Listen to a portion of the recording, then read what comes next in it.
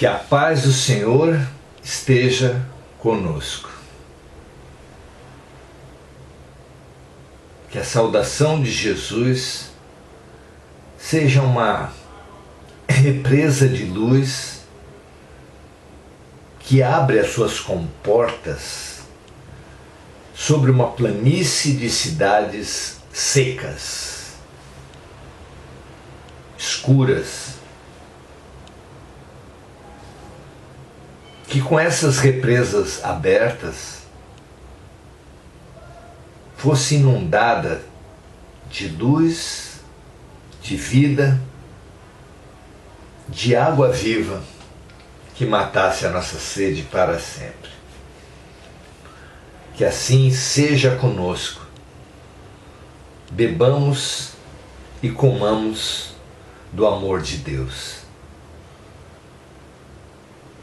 Certa vez o mestre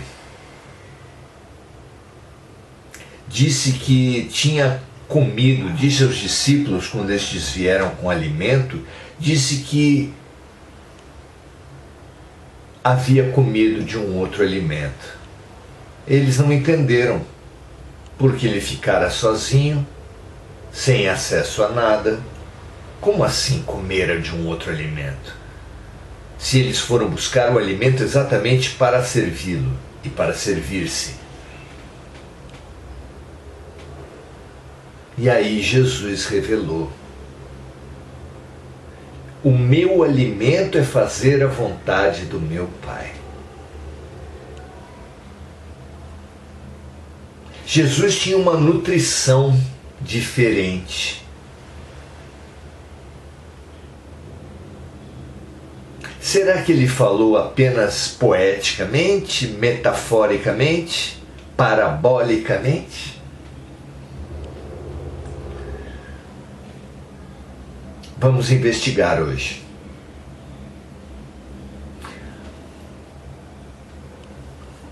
Pois os Espíritos revelaram que há uma fonte única de todos os nossos problemas. Vejam vocês que descoberta fantástica, que tem sido tão pouco valorizada pela humanidade em geral e pela comunidade espírita em particular. Há uma fonte para todos os nossos problemas. Que maravilha para alguém que tem que enfrentar o inimigo saber de onde é o seu ponto fraco. Onde é a fonte da sua força. Que maravilha que é para um doente saber a origem da sua doença. Sem diagnóstico não tem cura. A informação de que todos os males, as violências que sofremos, os acidentes que sofremos, as tristezas, as depressões, todas as doenças que atravessamos, todas as nossas dores têm uma única fonte. Qual a importância disso?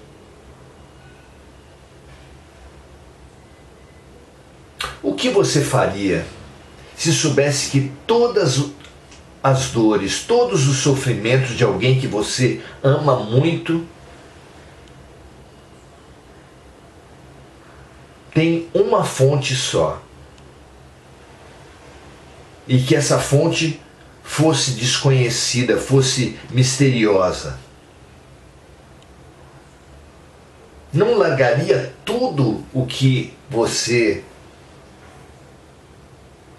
com o que você tivesse se ocupado, e dedicaria todo o seu tempo, toda a sua atenção, toda a sua inteligência para investigar essa fonte de todos os problemas? Por quê?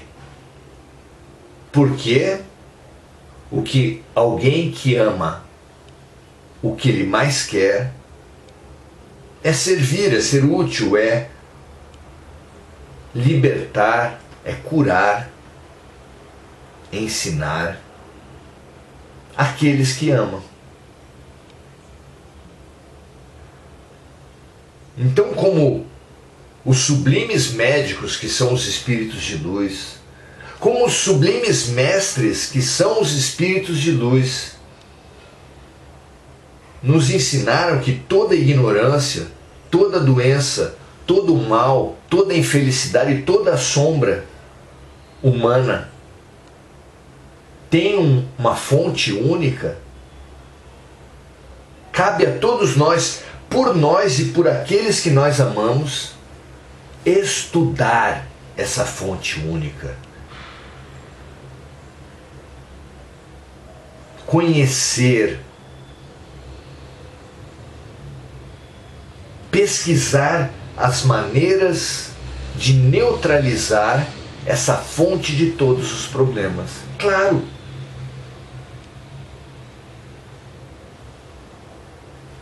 Que sacrifícios fazem os pais de filhos com doenças raras? Qual atitude têm os pais de filhos com doenças raras? Se não pesquisar, conhecer, buscar alternativas. É muito frequente que esses pais que têm filhos com síndromes raras, com problemas difíceis de serem encontrados, quando eles vão a uma consulta médica, muitas vezes eles conversam com os médicos de igual para igual. Muitas vezes eles sabem mais do que os médicos sobre a doença dos seus filhos. Por quê? Porque foram pesquisar, foram buscar encontrar problemas, origens e soluções. E por que fizeram isso? Porque amam, porque querem libertar os seus amados e libertar a si mesmos desses enormes problemas. Então nós, que viemos, que recebemos essa informação da origem única, temos um grande tema, temos um grande estudo, que é estudar essa fonte única. Pois então, qual é a fonte de todos os problemas humanos? Segundo os espíritos, é o orgulho e o egoísmo. Todas as violências são uma imposição da nossa vontade sobre a vontade dos outros. Todos os equívocos, todos os erros humanos vêm de colocar o nosso interesse acima do interesse dos outros. Tudo isso é orgulho e egoísmo. Não é verdade? Vejam vocês, estudem vocês.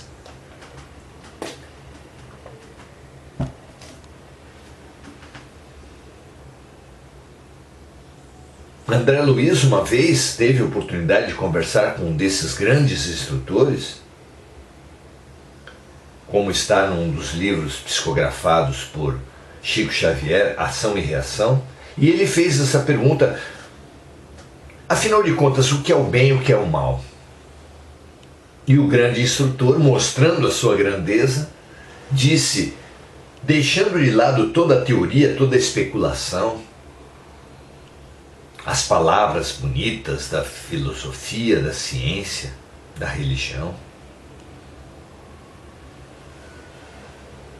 todos, absolutamente todos, querem apenas o bem.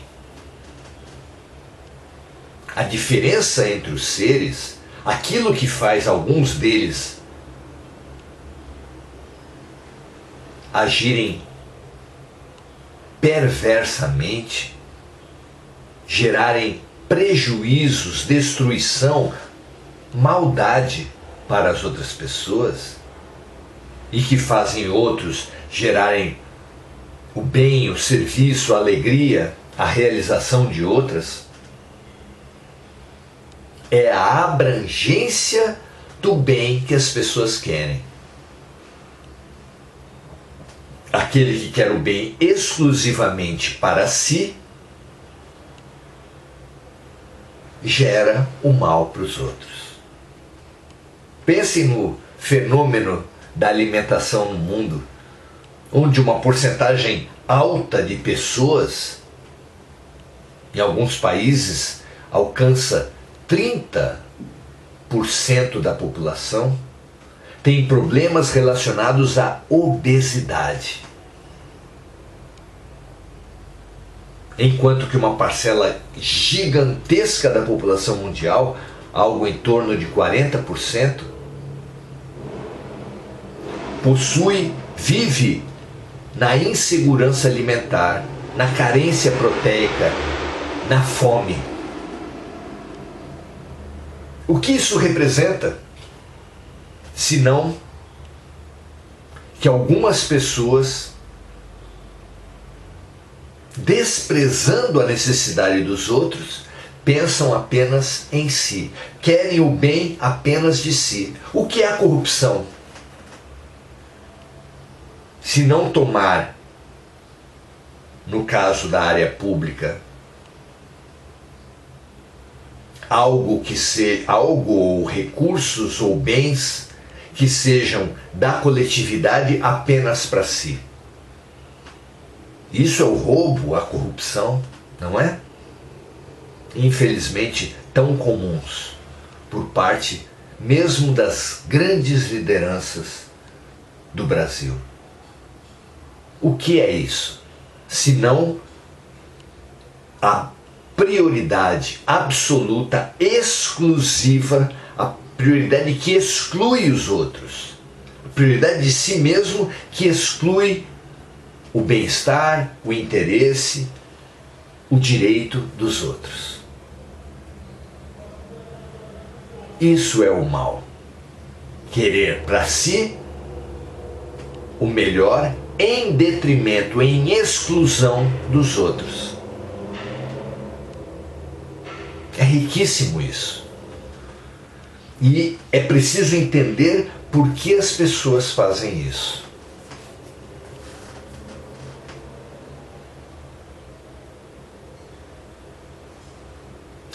Vivendo na superficialidade, quem somos nós? O que é a vida? Como são as coisas? O que são as vitórias? Essas perguntas básicas, para quem vive na superficialidade, vitória é ter o corpo mais bonito, atendendo aos padrões de beleza dominantes, é possuir mais carros, mais roupas, mais bens, mais coisas. Isso é vitória, isso é ser feliz. Nós somos obsediados pela propaganda a pensarmos assim, e alguns de nós não percebem esse movimento e assume essa situação. Mas é claro que não há bens para todo mundo, não há serviços para todo mundo. E as pessoas diante disso, vejam só, correm para serem elas mesmas atendidas. Os outros são os outros. Os outros que assumam seus prejuízos. Os outros não importa. O que importa é a minha realização, o meu engrandecimento, a minha exaltação. Quem pensa assim, quem age assim, angaria invejas, angaria ódios, angaria inimigos, angaria infelicidade. Há outra maneira de pensar o bem? De pensar o bem e o mal? De pensar a vida? Claro que sim. Essa outra maneira é a maneira que age todo aquele que ama. Como pensar que uma mãe e um pai que amem seus filhos comprem o supérfluo para si mesmos, por exemplo, cigarros e bebida, e deixe os filhos passando fome. Dá para imaginar isso? Se eles amam de verdade os filhos? Claro que não. Como pensar um pai ou uma mãe que amem de verdade seus filhos e que comprem roupas de luxo para si e deixem seus filhos com trapos? Claro que não.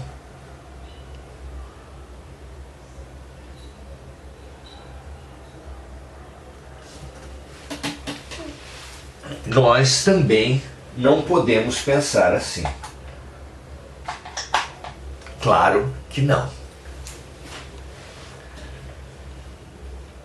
Se pensarmos assim, estaremos espalhando o mal. Não é verdade? Como pensar cada vez mais no bem? Como crescer e transitar desse orgulho, desse egoísmo que pensa em nós e exclui os outros, rumo à cura, rumo ao aprendizado, rumo à superação na sua fonte de todos os problemas. Como avançar nesse sentido? Precisamos cada vez mais pensar nos outros, sentir os outros, servir os outros.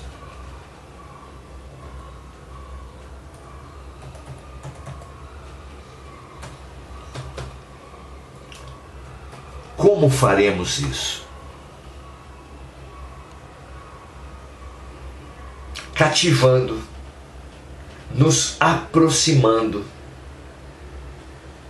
porque somos eternamente responsáveis por aqueles que cativamos.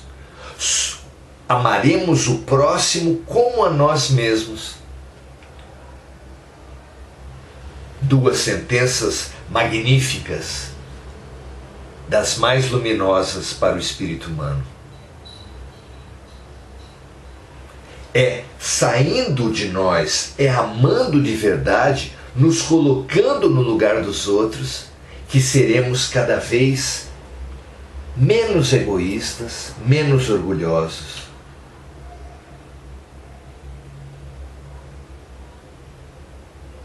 Que provocaremos vidas cada vez menos dolorosas. Por quê? Porque não caindo em tentação nos livraremos de todo o mal. Essa é a parte final do Pai Nosso. Não nos deixes cair em tentação e livrai-nos de todo o mal.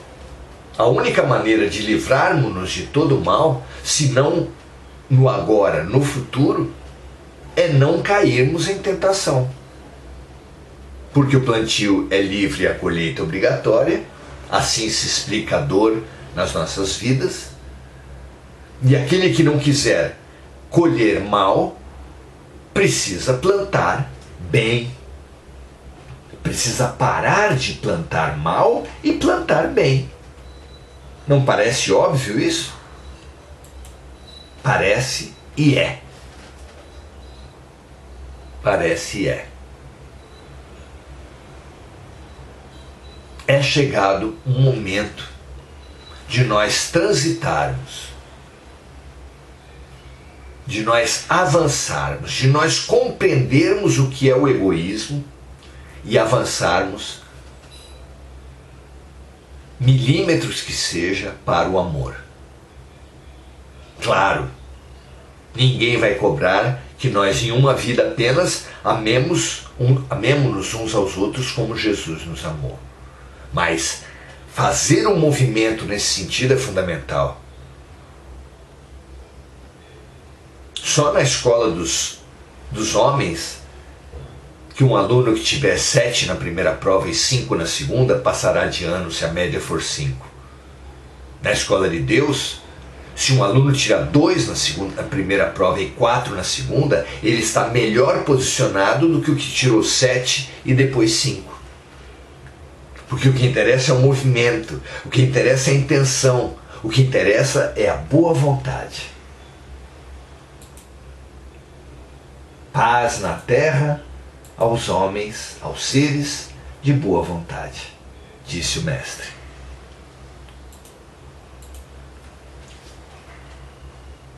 Transitarmos sem pressa, sem angústia, sem ansiedade, mas com persistência e paciência, do egoísmo para o amor, exige exercícios diários, envolvendo duas ferramentas conjugadas. O primeiro exercício é se colocar no lugar dos outros. O segundo exercício é o serviço. Compaixão e serviço. Empatia e serviço. Que estão maravilhosamente sintetizados na máxima, na regra de ouro de Jesus: faça ao outro o que você gostaria que o outro fizesse a você. Esse precisa ser o nosso lema, essa precisa ser a nossa meta em todos os ambientes, em todas as partes que frequentarmos. Na família, no trânsito, no trabalho, na escola, por toda parte. É exercitando esse serviço e essa compaixão que nós iremos expandindo o nosso universo limitado pelo orgulho e pelo egoísmo, aprendendo através da vivência do amor paternal, do amor de mãe, do amor de pai, tentando nos colocar no lugar dos nossos bebês que choram e que nós não entendemos por que choram. Será colocando-nos no lugar dos nossos cônjuges, nos casamentos, que também sofrem, que nós poderemos expandir o olhar estreito da masculinidade e da feminilidade e conquistar o ponto de vista do outro. E assim, na relação entre pobres e ricos, entre brasileiros e estrangeiros, todos os diferentes precisam ser vistos como convites à expansão, convites à compaixão, convites ao serviço. Porque para muito além da falsa alegria dos sentidos, essa que hoje lhe dá uma alegria, mas amanhã lhe dá uma ressaca, e depois de amanhã lhe dá uma dependência, porque é assim que age a bebida, o cigarro, as drogas. É assim que age o consumismo, porque no momento que você consome você fica eufórico, mas logo depois que percebe que ultrapassou o limite do seu orçamento, você entra em depressão. E sem perceber, nesse movimento de curar a tristeza, curar a depressão com a euforia, mas viver depois a depressão como consequência dessa própria euforia, esse círculo de altos e baixos, essa bipolaridade mental, espiritual, existencial que nós temos vivido. Para sair disso, há uma alegria constante, há uma alegria permanente e crescente que nós precisamos descobrir. A alegria de ser útil. Veja se não é uma meta simples, um propósito claro de vida. Viva todos os dias a alegria de ser útil, que está ao alcance de todos. Ao invés da alegria de ter muitos carros, de ter uma beleza estonteante, a alegria de ter o poder máximo do dinheiro, o poder máximo político, alegria que definitivamente não está ao alcance de todos, existe uma alegria sólida que não joga a gente para ciclos de euforia e depressão, mas que nos encaminha permanentemente para expansões cada vez maiores. É a alegria de ser útil, que pode ser treinada junto a plantas, junto a animais, junto a pessoas estranhas na rua, como fazem os escoteiros, ajudando a atravessar uma velhinha, como fizeram jovens durante a pandemia de ajudar os idosos e fazer compras para eles. Os artistas durante a pandemia, alguns deles que foram para a sacada dos prédios cantar e espalhar alegria.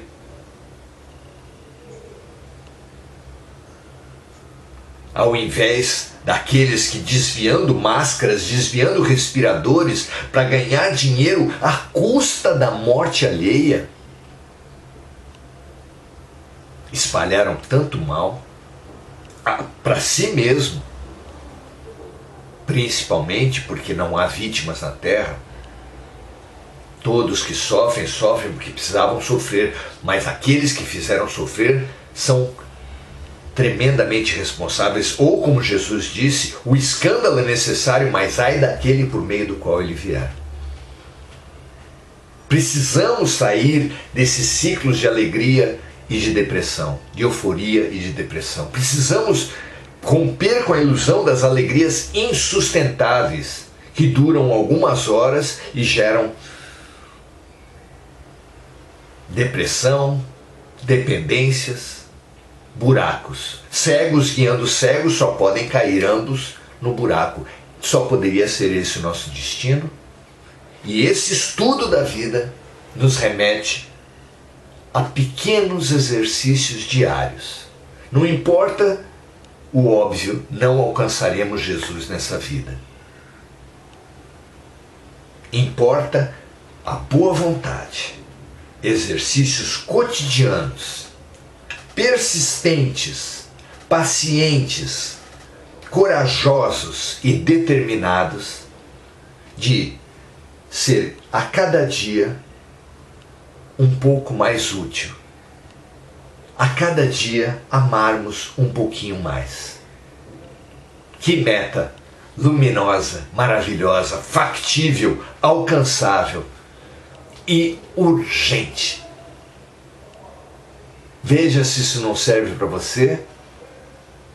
Para mim, é o que eu tenho tentado dedicar a minha vida. E preciso avançar muito mais nesse sentido. Que seja útil para você, como é para mim. Um grande abraço, muito feliz por aprendermos juntos e até a próxima.